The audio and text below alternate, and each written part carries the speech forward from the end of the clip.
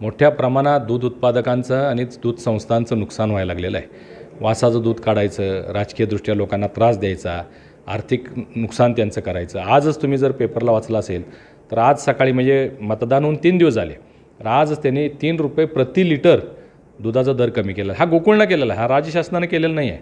गोकुळनं हा दर केला आहे. मुळात हा व्यवसाय परवडत नाही आहे. शेतकरी मेटाकुटीला आलेला आहे.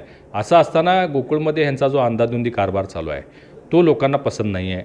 गोकुळमध्ये महाडिक साहेबांची सत्ता असताना 600 कोटी रुपयाच्या ठेवी होत्या, त्या आज 100 कोटीवर आलेले आहेत.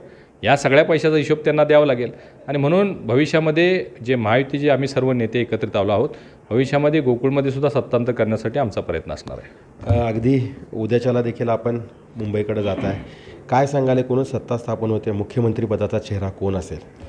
हे पहा, ज्या पद्धतीचा निकाल राज्यामध्ये लागलेला आहे, 225हून अधिक जागा महायुतीच्या आलेल्या आहेत आणि एकट्या भाजपच्या 131 आलेले आहेत.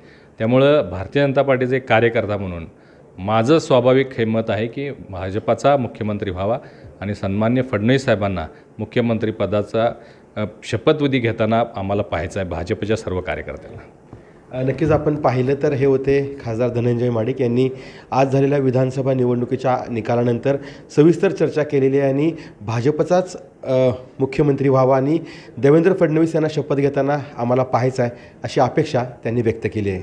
सतेज औंधकर, लोकशाही मराठी, कोल्हापूर.